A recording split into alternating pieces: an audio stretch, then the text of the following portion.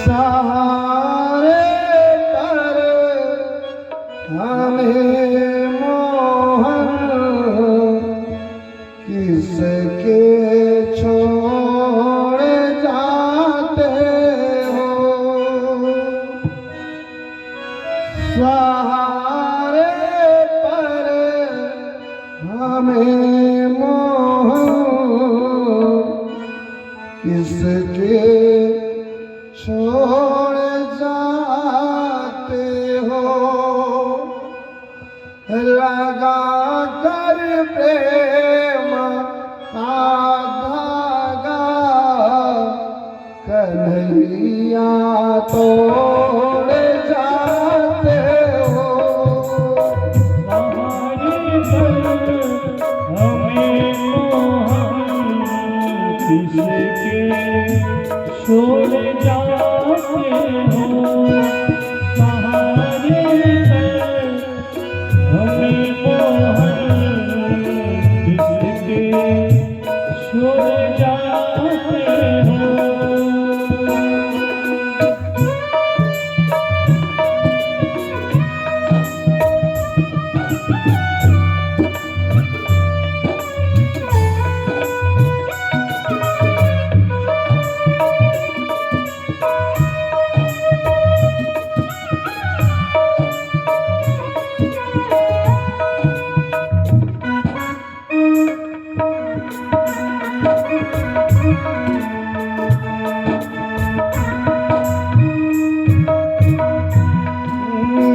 निहारूंगी तेरा चेहरा कदम की डाली डाली पर। निहारूंगी तेरा चेहरा कदम की डाली डाली पर। चला कर धार छुरी का, चला कर धार छुरी का कन्हैया तो रुलाते हो। चला कर धार छुरी का कन्हैया क्यों रुलाते हो। सहारे पर हमें मोहन किसके छोड़ जाते हो। सहारे पर हमें मोहन किसके छोड़ जाते हो।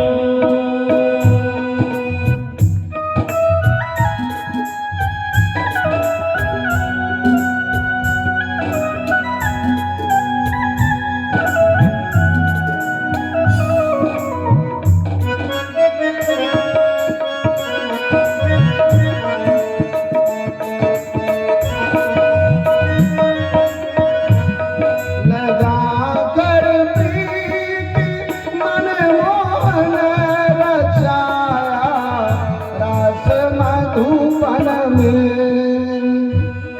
लगा कर प्रीति मन मोहन रचाया रास मधुबन में।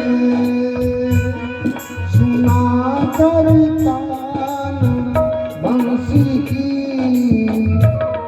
सुना कर तान बंसी की विरह क्यों देख जाते हो।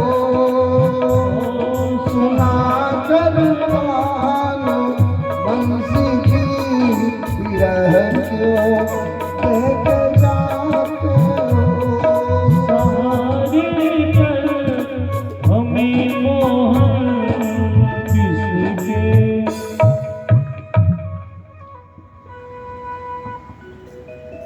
गोपियाँ बीती रही कन्हैया कर रथे नमाय बेगेन कालिंदी घनास्ती। कन्हैया कर अकुर जी लेकर जमुना किनारे पहुंचे। कन्हैया ने कहा अकुर जी से चाचा स्नान कर लो। क्योंकि अखिलेश जी को भ्रम था कि कंस मार डालेगा कान्हा। भगवान बताना चाहते हैं कि चाचा चिंता मत करो, इसलिए भेजा जाइए स्नान कर लीजिए जमुना में। अक्रूर जी जल में जब स्नान करने गए, जमुना में प्रविष्ट हुए, डुबकी लगाया। अक्रूर जी क्या देख रहे हैं कि दोनों भाई 1000 सिर वाले शेषनाग जी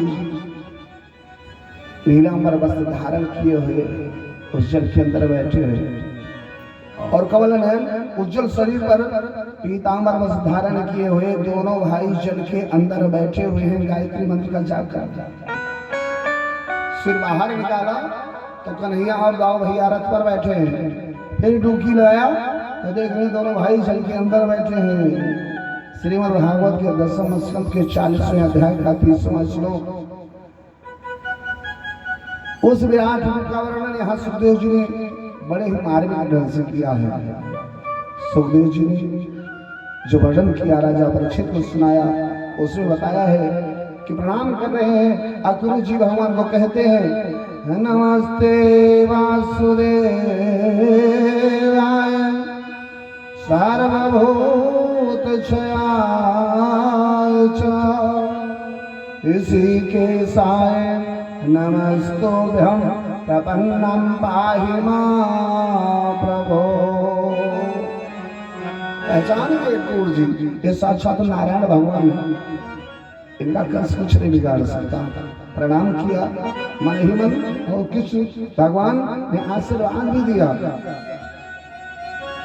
चले मथुरा की तरफ। जब मथुरा के पास पहुंचे तो कन्हैया ने कहा चाचा रथ रोको।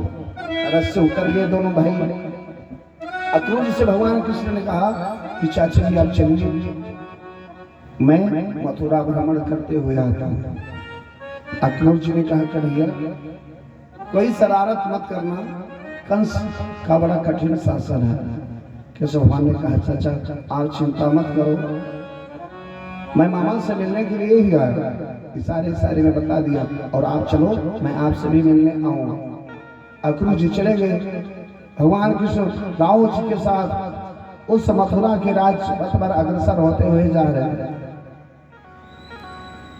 सारे ग्रामवासी मथुरावासी दौड़ पड़े, कन्हैया आया है, दाऊ आए हैं। अरे वो कान्हा आए हैं जिसने बचपन में ही पूतना को मार डाला, वो कन्हैया आए हैं जिसने गोवर्धन पहाड़ उठाया था।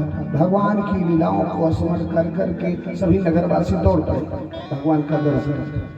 जो जहां वहीं जैसे राम जी का दर्शन करने के लिए चंद्रपुर की नारियां दौड़ी थी, आज कन्हैया का दर्शन करने के लिए सभी मथुरावासी दौड़ पड़े।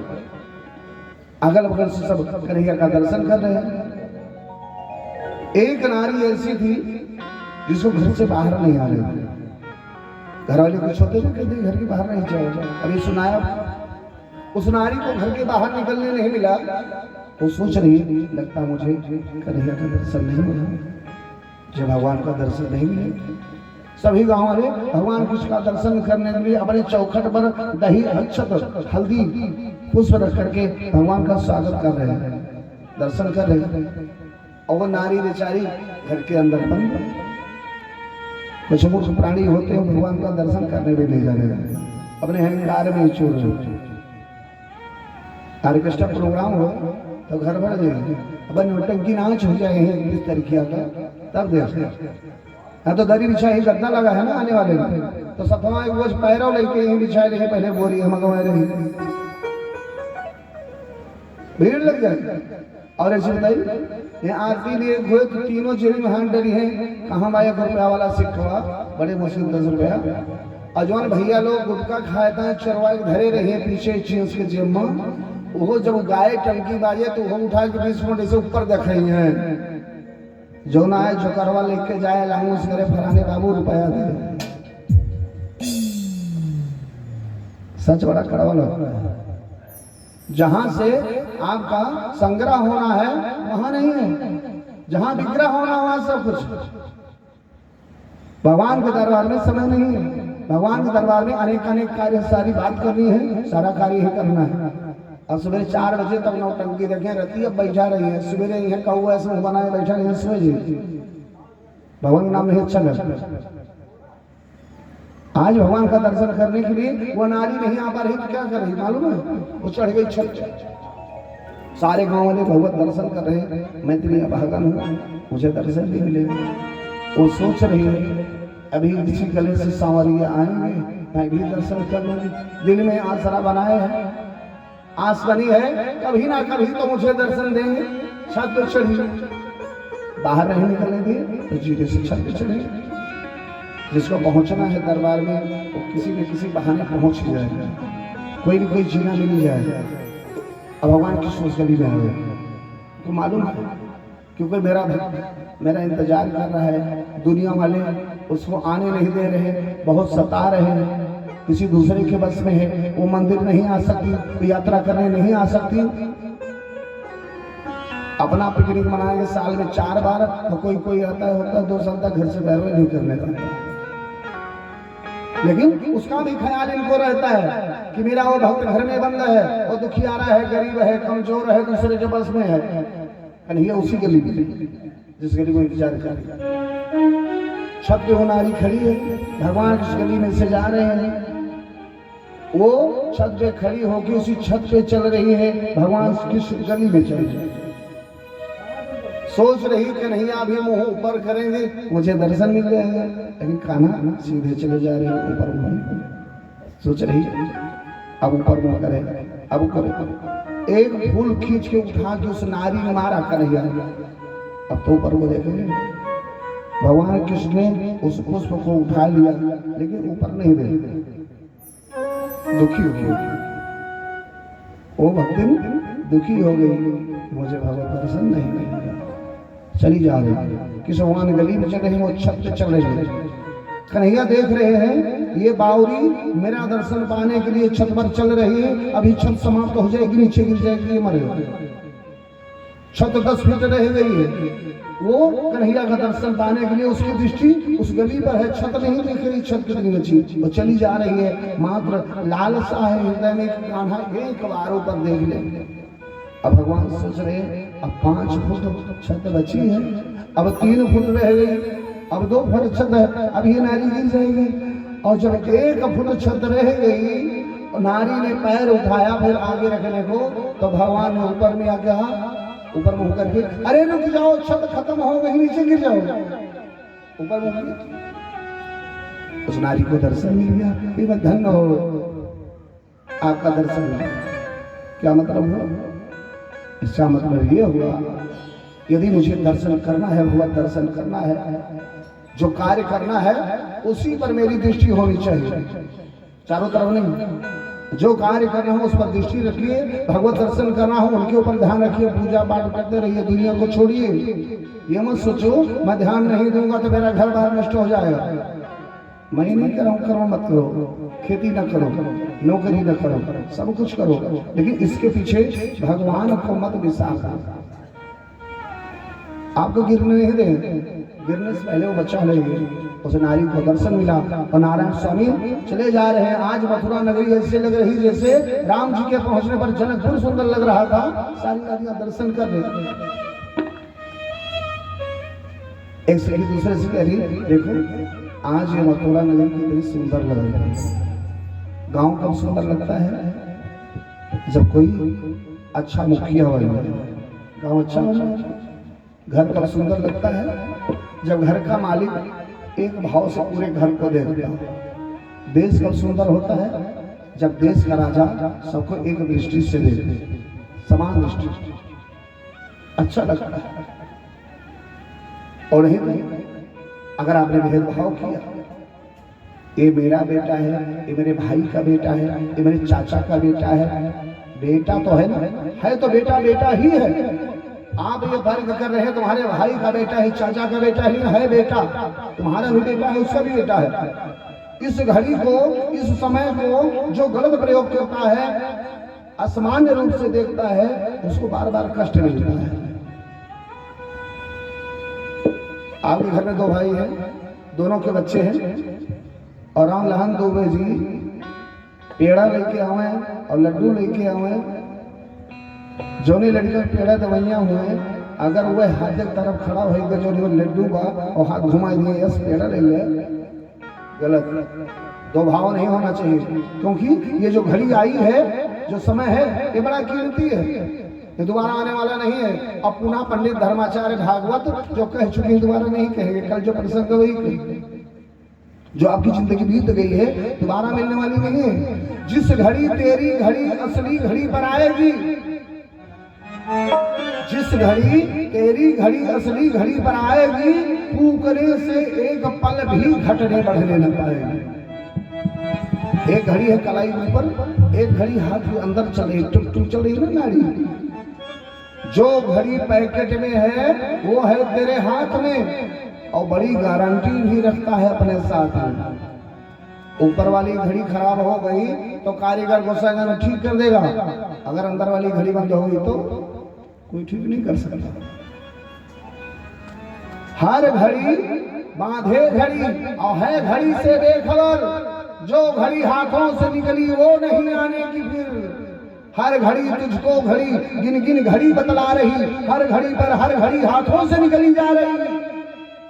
इस घड़ी की बात छोड़ो, ये तो हटा ली जाएगी। कल कथा होगी, परसों भंडारा होगा, हम लोग अपने घर जाएंगे, आप अपने घर जाओगे।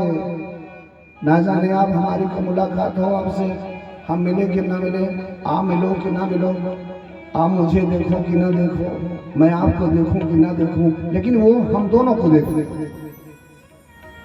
इस घड़ी की बात छोड़ो, ये तो हटा ली जाएगी। उस घड़ी को याद रखो, वो कैसे टाली जाएगी, वो कैसे टाली जाएगी। अंतिम घड़ी जब आएगी ना, एक सुई की नोक भर दाएं बाएं नहीं हो, और उसमें पछताने के अलावा कुछ नहीं मिलेगा। इसलिए भगवत दर्शन करने के लिए चाहे जो करना पड़े, भगवान का दर्शन करने के लिए सारी नारियां दौड़ पड़ी और कह रही हैं, आज मिथिला नगरिया निहाल सखिया। ये तो मतलब कह रही थी राम जी के लिए। और मथुरा में क्या कह रही है, आज मथुरा इतनी सुंदर लग रही है सखी देव, आज मथुरा नगरिया निहाल सखिया।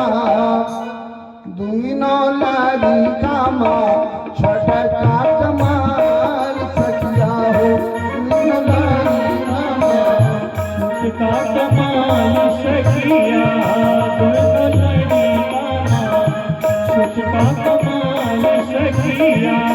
आज मथुरा नगरिया निहाल सखिया, आज मथुरा नगरिया निहाल सखिया। दुइनो लाली कामा छटका कमाल सखिया हो, दुइनो लाली कामा छटका कमाल सखिया। दोनों बच्चों को देखकर आनंदित हो रहे थे। अदध्यक्षतैः शोधपात्रैः स्रग्गन्धैरभुपायनैः तावा नरचु प्रमुदा तस्त्र तत्र द्विजातयः। हर वर्ग के लोग, हर जाति के लोग कन्हैया आ रहे हैं, भगवान आ रहे हैं, अपने दरवाजे पर अक्षत दही पुष्प रख करके भगवान के आने का स्वागत कर रहे हैं। कहन माई दीदी रोज सवेरे 5 साढ़े 5 बजे उठ के दूठी भजन गाय दी करा, कह रहे तो 2 दिन तो गाएंगे, तीसरा दिन भूला है। थोड़ा सा समय नहीं, ये भागवत न जाने कब होगी, कैसे होगी, कहाँ स्वागत कीजिए भगवान कि भगवान मेरे घर आओ, मेरा कष्ट दूर करो। अनाड़ी हो, अज्ञानी हो, मूर्ख हो, कुछ आता नहीं है, दीनहीन बने रहो, आएंगे मदद करेगा। और बुद्धिमान बनोगे, बड़े सयाने बनोगे, मैं बहुत चतुर हूँ, मुझे भगवान ने बहुत दिया, मैं कुछ समझता नहीं, तो 2 सेकंड लगेगा, खाली थोड़ा समय लगेगा, वहीं दौड़ते रहोगे, परेशान हो जाओगे। इसलिए यहीं बैठिए शांति से, किसी भगवान सबको दर्शन देते ही जाएगा। थोड़ा और आगे गए, रजकम केचिदायांतम रंगकारम गदाग्रजः दृष्टाया चतवासांसि भवतानातुत्तमानिचः। एक धोबी वस्त्र धो रहा था, भगवान कृष्ण ने देखा, कहा भैया 2 वस्त्र दे दो, हम 2 भाई भी पहन लें। धोबी ने कहा ये कंस राजा कंस का वस्त्र है, तुम अहिर गंवार वाले तुम्हें दे दें वस्त्र। उपहास कर दिया कन्हैया जी का। भगवान कृष्ण ने क्या किया, रजकस्य कराग्रेण सिरः कायाद पातयत, भगवान कृष्ण ने इसी अंगुली से उसके सिर पर मारा और धोबी पर सिर कर करके नीचे दो वस्त्र ले लिए। दर्जी मिला, उसे उस वस्त्र को सिलवाया। नाना लक्षण वेशाभ्याम कृष्ण नामो विवेजतो सालंकृतो बालगजो अरवड़ी वसितेतरो। सुंदर वस्त्र धारण करके दोनों भाई अग्रसर हुए, आगे चले। सीतामा नाम का माली मिला, भगवान को कृष्ण को दाऊद भैया को सुंदर माला पहना दी और सुंदर वस्त्र धारण करके दोनों राजकुमार की तरह कहाँ जा रहे हैं, वहां जा रहे हैं जहां कंस ने पूरा के दो भाई जहां धनुमत भूमि बनाई अजूरी चारु चारु रजधारी विमल देश का पूरा देश कहाँ जा रहे, जहां कंस ने धनुष यज्ञ रखा था, यज्ञ मंडप बना रखा था, उधर जा रहे हैं दोनों भैया।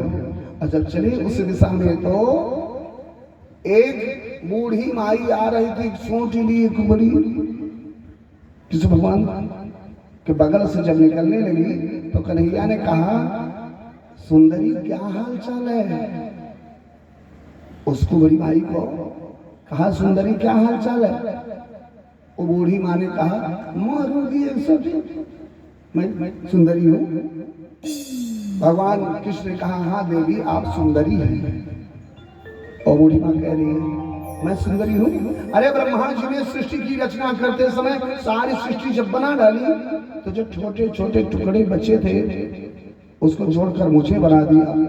मैं तीन कोने की टेढ़ी हूँ, लोग मुझे कुबड़ी कहते हैं, लोग मुझे कुब्जा कहते हैं और आप मुझे सुंदरी कह रहे हो। मैं कंस की दासी हूँ, कुबड़ी हूँ, लोग मेरा उपहास करते हैं, मुझे देखकर हंसते हैं और आप मुझे सुंदरी कह रहे हो, आप भी उपहास ही कर रहे हो। किस भगवान ने कहा, देवी आप सुंदरी हैं। क्या किया कन्हैया ने, प्रगृह्य चिरुके आध्यात्म मोदनीन मदच्छता। किस भगवान ने अपने दाहिने पैर के अंगूठे से खूबजा के पैर को दबाया और दो अंगुली एक ठोड़ी पर लगाया। प्रगृह्य चिरुके आध्यात्म मोदनीन मदच्छता। किस भगवान ने ऐसे खींच दिया, वो खूबजा एक सुंदर नारी बनकर के भगवान के सामने खड़ी हो गई। वृंदावन बिहारी लाल की। ना जाने कब उनका आशीर्वाद मिल जाए, स्पर्श मिल जाए, दर्शन मिल जाए, कुरूप रूपवान हो जाए, कब दुर्बल बलवान हो जाए, कब एक गरीब राजा बन जाए, कुछ नहीं मालूम। एक पल में एक बड़ी सुंदर नारी बन गई और पकड़ लिया कन्हैया का हाथ। कह रही है कुब्जा, यही वीर की हम नामो ना काम तक तुम्हें हो सहे। हे वीर सुंदर, आप मेरे घर चलो, आपने मेरे हृदय को मथ डाला है, मैं आपको तयोन मथितम चित्तायाः प्रसीद पुरुषर सभा। आपने मेरे हृदय को मथ डाला, आप मेरे घर चलो। भगवान ने कहा, देवी आप चलो, मैं आपके घर आऊंगा, अभी मुझे किसी और काम से जाना। वादा किया मैं तुम्हारे घर आऊंगा और कल की कथा में आप लोग श्रवण करेंगे कि भगवान कृष्ण कुब्जा के यहाँ जाएंगे। कुब्जा को विदा किया और कन्हैया कहाँ पहुंचे, जहां पर उस यज्ञ मंडप में एक बड़ी सी धनुष रखी थी, वहां पहुंचे भगवान। किस भगवान ने बाएं हाथ से धनुष को उठाया। अरे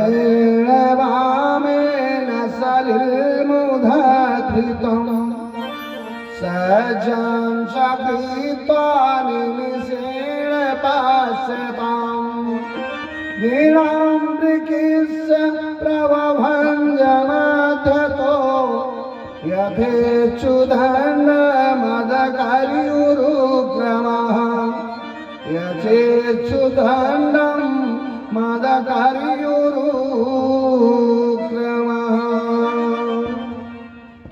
भगवान कृष्ण ने उस बड़ी धनुष को बाएं हाथ से करेण बाएं हाथ से उठाया और पलक झपकते ही उस धनुष को तोड़ दिया। जैसे भगवान राम ने धनुष को तोड़ा था, सीता स्वयंवर में कोई देखा नहीं, लेत छड़ावत खेचत गाढ़े काहू न लखा देख सब ठाड़े, सब लोग खड़े थे देख नहीं पाए। धनुष तोड़ करके नीचे गिरा। धनुष की टूटने की आवाज सुन करके कंस गड़बड़ा आया, तिलमिला उठा, क्योंकि उसको मालूम था जिस दिन धनुष टूटेगी समझ लो मालूम था उसको कि मृत्यु निकट है। कंस खाता उठा, द्वार में गेट पर कुबले अपनी हाथी को खड़ा करके रखा था। रंगत द्वारम समासाद्य तस्में नागवस्थितम अपश्यत कुबले आपीडम कृष्णो अखंड प्रचोदिता। दरवाजे पर गेट पर कुबले अपनी हाथी को खड़ा किया था कि कन्हैया आएंगे, दाऊ आएंगे, उनको मार डालना। कृष्ण भगवान को देखकर हाथी दौड़ी भगवान को मारने के लिए। लेकिन जब ध्यान से देखा कृष्ण भगवान को तो पहचान गई, अरे ये तो मेरे नारायण हैं, इन्होंने मुझे ग्राह के पंजे से बचाया था, मैं इनको कैसे मार सकता। पीछे है, फिर सोचते हैं यदि मैं नहीं मारूंगी इनको तो कंस मुझे मार डालेगा, इससे अच्छा है इन्हीं के हाथों मेरी मृत्यु हो जाए। हाथी दौड़ी कन्हैया को मारने के लिए। कृष्ण भगवान ने और दाऊ भैया ने पतितस्य पदाक्रम में मृगेन्द्रयु लीलया दंतमुत्पाटय तेने भम हस्तिपाश्चाह दृष्टि। कृष्ण भगवान और दाऊ भैया ने पलक झपकते ही उस हाथी को, एक भाई ने पूंछ पकड़ा, एक भाई ने सूंड को, और घुमाकर हाथी को पटक दिया। हाथी की मृत्यु हो गई। प्राण ज्योति निकलकर भगवान की चरण में सन्निहित हो गई। बोलो सावरे सरकार की। अजय ने उनसे कहा था गुरु जी भागवतिया कहा, लेकिन हाथी और ग्राह वाली कथा छोड़ दिया, कहा ना गजेंद्र वाली कथा आप नहीं कहे, तो इसीलिए नहीं संक्षिप्त मैंने प्रकाश डाला था, आप ध्यान नहीं दिए। ये जो हाथी मरी ये कौन सी हाथी? कुबले पेट हाथी कौन है? ग्राहक की हाथी को पकड़ा। सरोवर कौन सा है? सुन लीजिए, ये संसार रूपी सरोवर, इसके मत वाले हाथी हम हैं और आप। जब आप अपने कर्म से विमुख हो जाओगे, जो नहीं करना चाहिए वो करोगे, तो काल रूपी ग्राह आएगा, आपको पकड़ लेगा, खा जाएगा, मर जाओगे। बचाने वाला भैया क्यों कोई नहीं। और सब बताऊं, सुनिए। एक भक्त जी थे, शंकर भगवान के परम भक्त। मैं आपको जो कथा सुना रहा हूँ ये 20 अध्याय की कथा है, 5 मिनट सुनाने का प्रयास करूंगा क्योंकि समय कम। एक भक्त जी थे, वो शंकर भगवान के परम भक्त। चलिए मैं भोले बाबा का दर्शन करने जा रहा हूँ, निकले घर से। और जब चले तो शाम होने लगी, रास्ते में जंगल पड़ा। भक्त जी देख रहे सामने से एक हाथी आ रही, पागल मदमस्ता है, चिघार लगाई हाथी। भक्त जी डर गए, डर के मारे भगत जी दूसरा रास्ता पकड़ लिए और रास्ता छोड़ दिया। जब दूसरा रास्ता पकड़ा तो भक्त जी देख रहे हैं कि उस रास्ते पर एक शेर आ रहा दहाड़ता हुआ, इधर हाथी इधर शेर। भगत जी वो रास्ता भी छोड़ दी, तीसरे रास्ते पर पहुंचे। और जब तीसरे रास्ते की तरफ मुड़े तो जल्दबाजी में एक कुएं में गिर गए। कुएं में गिर गए तो कुओं में जब गिरने लगे तो जो पुराने कुएं होते हैं ना, उसे बर्रो और रस्सी टाइप की लटकी रहती है। वो भगत जी वही रस्सी पकड़ के लटक गए। भगत जी रस्सी पकड़ के कुएं में लटक गए। लेकिन जब मुंह नीचे किया तो देख रहे हैं कुएं में जल नहीं है, उसमें काला काला सर्प बैठा है। पांडव बोला बैठा है बेचारे डराने, अभी मैं गिरूंगा सांप मुझे काट लेगा, मैं मर जाऊंगा। डर गए। उस सांप को देखकर भगत जी का हाथ पैर हिलने लगा।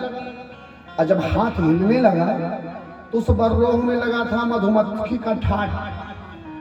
बर्रोह हिली, मधुमक्खियां उड़ उड़ करके उन भगत जी को छेद तो तड़फड़ा रहे, रस्सी छोड़ नहीं सकते क्योंकि नीचे सांप है, गिरेगा तो काट लेगा, मर जाएगा।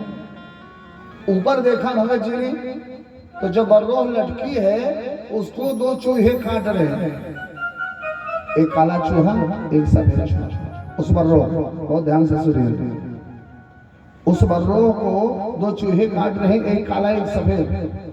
अब डरे और बेचारे, ये 2 चूहे भी काट देंगे बर्रोह, मैं नीचे गिरूंगा, नीचे सांप है मुझे काट लेगा, मैं मर जाऊंगा।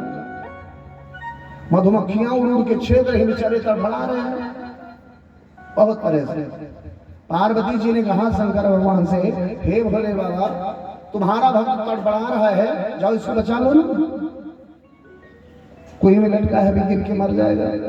भोले बाबा ने कहा, देवी कुछ लोग ऐसे होते हैं वो परेशान हैं, तभी उनकी मदद करने जाओ तब अपने से ज्यादा बुद्धिमान नहीं मानते, किसी कहना मानते नहीं, विनाश काले विपरीत बुद्धि, कहीं न रहे जावा तो हर भगत हो बचाओ जाएगा।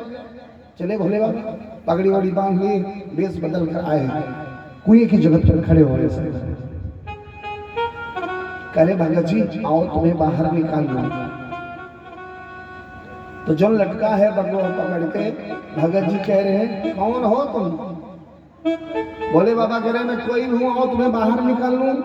ये देख रहे हो रस्सी दो चूहे काट रहे हैं, अभी बरलोह कटेगी, नीचे गिर जाओगे, तुम्हें सांप काट लेगा, नीचे सांप बैठा है, मधुमक्खियां तुम्हें छेद रही, तड़फड़ा रहे हो, और बाहर निकालो। तो भगत जी कह रहे हैं पागल का बाहर निकाले, देख नहीं रहे हो, आपको यही दिखाई पड़ रहा है मधुमक्खियां छेद रही। अरे देखो इधर मधुमक्खी के ठाट से वह शहदिया जवन चुए मुहा बाए रहे, मुहम शहद गिरे तो बड़ी मीठ लागे, चाटे उन्हें बड़ा मजा आवे। कई इतनी बढ़िया शहद ताजी ताजी निकल रही है, मैं खा रहा हूँ, आनंद आ रहा है, और तुम कह रहे हो चलो निकाल लूं। ये सब छोड़ के मैं कहाँ जाऊंगा? नहीं जाऊंगा। मक्खी छेद रही है, नीचे सांप बैठा है, ऊपर चूहा रस्सी काट रहा है, लेकिन किससे फंसे पड़े हैं? वही जो शहद गिर रही मुंह में, आनंद आ रहा है। नहीं नहीं, भोले बाबा वापस समय आने पर चूहे ने उस बरलोह को काट दिया और भगत जी कुएं में गिरे, सांप ने काट दिया और मर गए। क्या मतलब है इससे? ध्यान दीजिए, ये संसार रूपी कुआं है, इस कुएं हम जितने लोग बैठे हैं अपनी आयु रूपी रस्सी लेकर के लटके हुए। किसी की उम्र 20 वर्ष है, कोई पैदा होते मर जाता है, कोई 40 वर्ष, कोई 60 वर्ष, कोई 100 वर्ष। आयु रूपी रस्सी पकड़कर हम इस संसार रूपी कुएं में लटके हैं।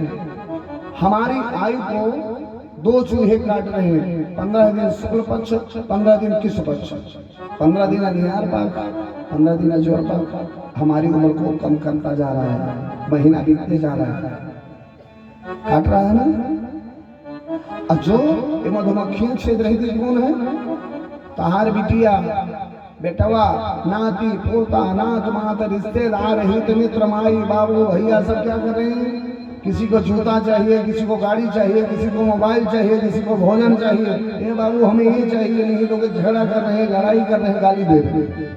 मधुमक्खी जैसे छेदती है ऐसे एक कुछ छेद रहे, फिर भी ये दुनिया वाले इसी माया में पड़े हैं कि ये मेरा बेटा है, ये मेरी बेटी है, शाम को खा रहे, सुबह नहा रहे, कपड़ा पहन रहे, टीवी देख रहे, इनको इसी में आनंद आ रहा है। ये ठाठ की मधुमक्खी के छेद को नहीं देख रहे, इनको ये शहद अच्छी लग रही है कि 2 साल और जी जाऊं, 4 साल और रह जाऊं, नादी का विवाह देख लूं, इसी मोह माया में पड़े हैं। उसी मोह माया में पड़े पड़े एक दिन ऐसे आएगा तुम्हारी आयु रूपी रस्सी को दोनों चूहे शुक्ल पक्ष कृष्ण पक्ष निहार पाके आपकी उम्र खत्म करता जा रहा है। धीरे धीरे आपकी आयु समाप्त हो जाएगी और संसार रूपी कुएं में नीचे गिरोगे, काल रूपी सर्प आपको डांस लेगा और आप मर जाओगे। मजा तो बड़ा होगा दुनिया में, सब बड़ा अच्छा है, लेकिन मेरे दिल से पूछो कितना अच्छा है, अंत में होगा क्या? अरे एक दिन माटिया में सबही के सिंगार होई, एक दिन माटिया में सबही के सिंगार होई, जहिया पी जरा से सुजना फरार होई, जहिया पी जरा से सुजना फरार होई, जहिया पी जरा से सुजना फरार होई। नातियों नातेदार काम नहीं आई है,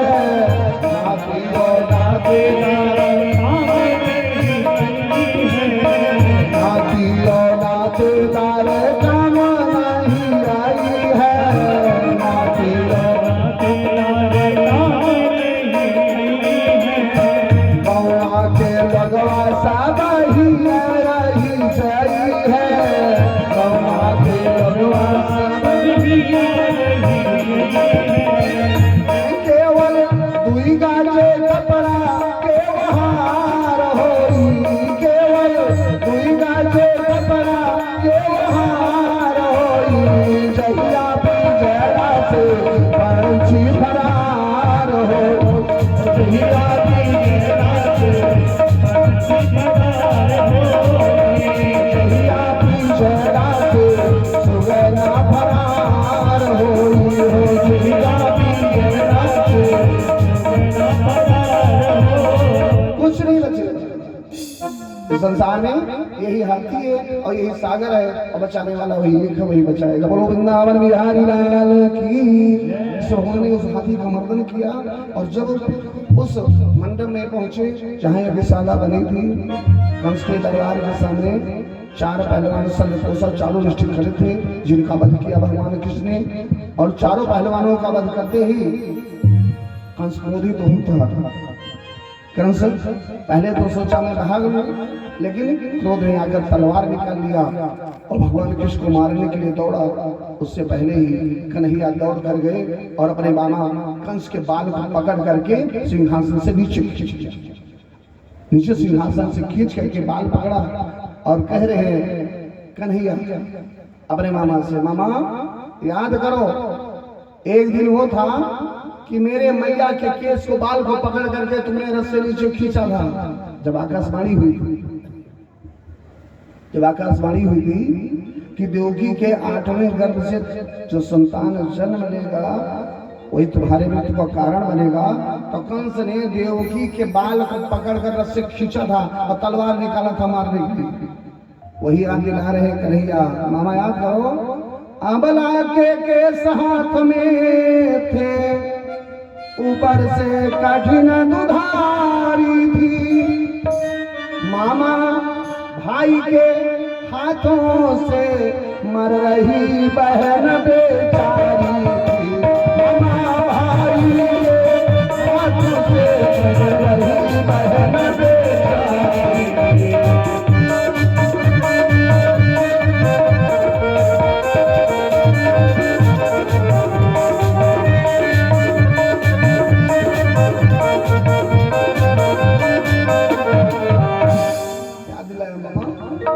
आपने मेरे माँ के केस को पकड़ा था, आज कंस के बाल को पकड़ करके एक ही झटके में कन्हैया ने जमीन पर पटक दिया और एक ही प्रहार से कंस की प्राण ज्योति निकल करके भगवत चरणों में सन्निहित हो गई। कंस का कन्हैया ने वध कर दिया। बोलो वृंदावन बिहारी लाल की, बोलो सांवरे सरकार की।